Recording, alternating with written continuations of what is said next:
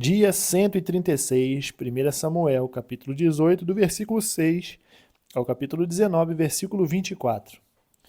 E aconteceu que, quando eles estavam voltando para casa, depois de Davi ter matado o filisteu, as mulheres de todas as cidades de Israel saíram ao encontro do rei Saul cantando e dançando, com os tamborins, com alegria e com instrumentos musicais.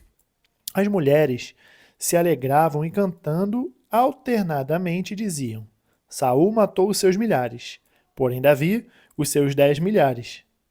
Saul se indignou muito, pois estas palavras lhe desagradaram em extremo. Ele disse: Para Davi elas deram 10 milhares, mas para mim apenas milhares? Na verdade, o que lhe falta a não ser o reino? Daquele dia em diante, Saul não via Davi com bons olhos. No dia seguinte, um espírito mau, vindo da parte de Deus, se apossou de Saul, que teve uma crise de raiva em sua casa. Davi, como nos outros dias, dedilhava a harpa. Saul, porém, tinha na mão uma lança, que ele atirou, pensando assim: encravarei Davi na parede. Porém, Davi se desviou dele por 2 vezes. Saul tinha medo de Davi, porque o Senhor estava com este e tinha abandonado Saul. Por isso Saul o afastou de si e o pôs por chefe de 1000. Davi fazia saídas e entradas militares diante do povo. Davi tinha êxito em todos os seus empreendimentos, pois o Senhor estava com ele. Vendo que Davi tinha êxito, Saul ficou com medo dele. Porém, todo Israel e Judá amavam Davi, porque fazia saídas e entradas militares diante deles. Saul disse a Davi: Aqui está Merabe, a minha filha mais velha. Eu a darei a você em casamento, com a condição de que você seja um filho valente e trave as batalhas do Senhor. Porque Saul pensava assim: Não seja contra ele a minha mão, e sim a dos filisteus.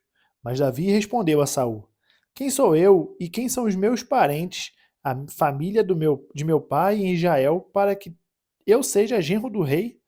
Mas aconteceu que na época em que Merabe, filha de Saul, devia ser dada em casamento a Davi, foi dada por mulher a Adriel Meolatita. Mas Mical, a outra filha de Saul, amava Davi. Contaram isso a Saul, e isso agradou a ele. Saul pensava assim: Eu a darei em casamento a Davi, para que ela lhe sirva de armadilha e para que a mão dos filisteus venha a ser contra ele. Por isso Saul disse a Davi: Com esta segunda você será hoje o meu genro. Saul ordenou que os seus servos falassem confidencialmente com Davi, dizendo: O rei tem afeição por você, e todos os servos dele amam você. Sendo assim, concorde em ser genro do rei. Os servos de Saul falaram estas palavras a Davi, o qual respondeu: Vocês acham que é pouca coisa ser genro do rei, sendo eu um homem pobre e sem importância? Os servos de Saul lhe contaram isto, dizendo: Estas foram as palavras que Davi falou. Então Saul ordenou que dissessem a Davi: O rei não deseja dote algum, mas sem prepúcio de filisteus, como vingança contra os seus inimigos. Porque Saul tentava fazer com que Davi fosse morto pelos filisteus.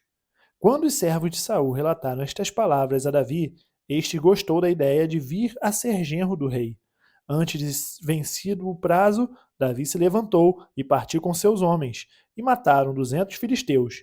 Trouxe os seus prepúcios e os entregou todos ao rei, para que assim se tornasse seu genro. Então Saul lhe deu a sua filha Mical em casamento. Saul viu e reconheceu que o Senhor estava com Davi, e Mical, filha de Saul, o amava.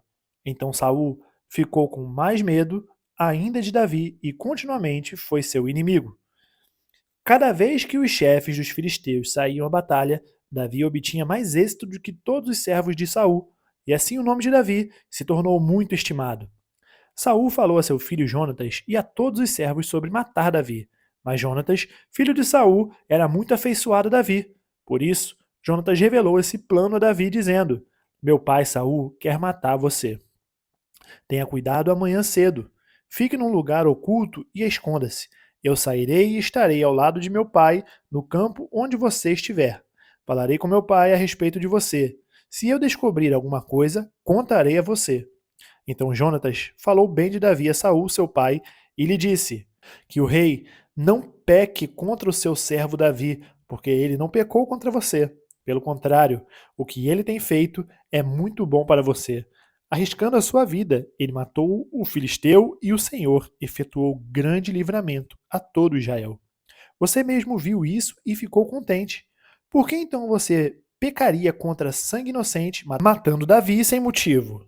Saul atendeu a voz de Jonatas e jurou: tão certo como vive o Senhor, ele não morrerá. Jonatas chamou Davi, contou-lhe todas estas palavras e o levou a Saul. E Davi esteve diante de Saul como antes.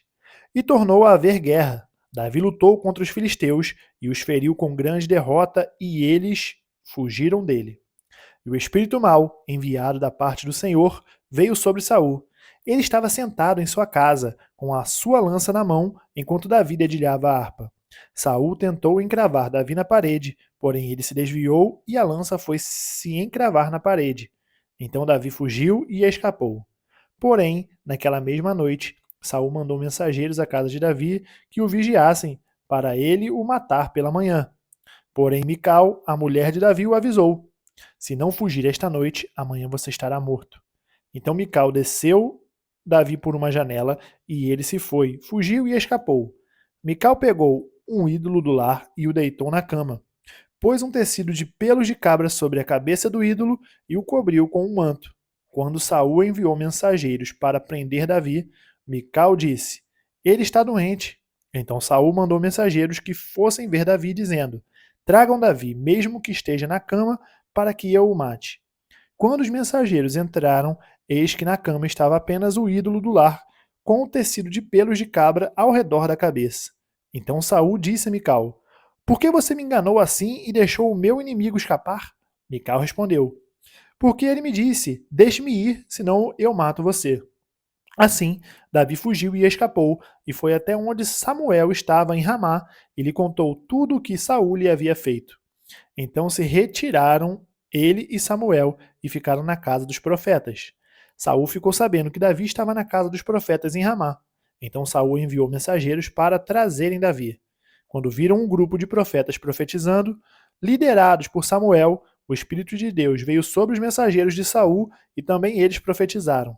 Quando soube disso, Saul enviou outros mensageiros e também estes profetizaram. Então Saul enviou um terceiro grupo de mensageiros, os quais também profetizaram. Então o próprio Saul foi a Ramá. Quando chegou ao poço grande na cidade de Seco, perguntou: onde estão Samuel e Davi? Responderam: eis que estão na casa dos profetas em Ramá. Então Saul foi para a casa dos profetas em Ramá. E o mesmo Espírito de Deus veio sobre ele, que caminhando profetizava até chegar à casa dos profetas em Ramá. Também ele despiu a sua túnica e profetizou diante de Samuel. E sem a túnica ficou deitado no chão todo aquele dia e toda aquela noite. Por isso se diz: está também Saul entre os profetas? João capítulo 8, do versículo 31 ao 59. Então Jesus disse aos judeus que haviam crido nele: se vocês permanecerem na minha palavra, são verdadeiramente meus discípulos, conhecerão a verdade e a verdade os libertará. Eles responderam: somos descendência de Abraão e jamais fomos escravos de ninguém. Como você pode dizer que seremos livres? Jesus respondeu: em verdade lhes digo, que todo o que comete pecado é escravo do pecado. O escravo não fica sempre na casa, o filho sim fica para sempre. Se, pois, o filho os libertar, vocês serão verdadeiramente livres. Bem sei que vocês são descendência de Abraão. No entanto, estão querendo me matar, porque a minha palavra não está em vocês. Eu falo das coisas que vi junto de meu pai. Vocês, porém, fazem o que ouviram do pai de vocês. Então lhe disseram: nosso pai é Abraão. Mas Jesus respondeu: se vocês fossem filhos de Abraão, fariam as obras que ele fez. Mas agora vocês estão querendo me matar, a mim que lhes falei a verdade, que ouvi de Deus. Abraão não fez isso. Vocês fazem as obras do pai de vocês. Eles responderam: nós não somos filhos ilegítimos, temos um pai que é Deus. Jesus disse: se Deus fosse, de fato, o pai de vocês, certamente me amariam, porque eu vim de Deus e aqui estou. Pois não vim de mim mesmo, mas ele me enviou. Por que vocês não compreendem a minha linguagem? É porque vocês são incapazes de ouvir a minha palavra. Vocês são do diabo, que é o pai de vocês, e querem satisfazer os desejos dele. Ele foi assassino desde o princípio e jamais se firmou na verdade, porque nele não há verdade. Quando ele profere mentira, fala do que lhe é próprio, porque é mentiroso e pai da mentira. Mas porque eu digo a verdade, vocês não creem em mim. Quem de vocês me convence de pecado? Se digo a verdade, por que não creem em mim? Quem é de Deus, ouve as palavras de Deus. Por isso, vocês não me ouvem, porque não são de Deus. Os judeus disseram a Jesus: Será que não temos razão em dizer que você é samaritano e tem demônio? Jesus respondeu: Eu não tenho demônio. Pelo contrário, honro o meu Pai, mas vocês me desonram. Eu não procuro a minha própria glória. Há quem busque e julgue. Em verdade lhes digo que se alguém guardar a minha palavra, não verá a morte eternamente. Então os judeus disseram: Agora estamos certos de que você tem demônio. Abraão morreu e também os profetas, e você diz: Se alguém guardar a minha palavra, não provará a morte eternamente. Você não está querendo dizer que é maior do que Abraão, o nosso pai que morreu? Também os profetas morreram. Quem você pensa que é? Jesus respondeu: Se eu glorifico a mim mesmo, a minha glória não é nada. Quem me glorifica é meu Pai, o qual vocês dizem que é o Deus de vocês. Entretanto, vocês não o conhecem. Eu, porém, o conheço. Se eu disser que não o conheço, serei como vocês, mentiroso. Mas eu o conheço e guardo a sua palavra.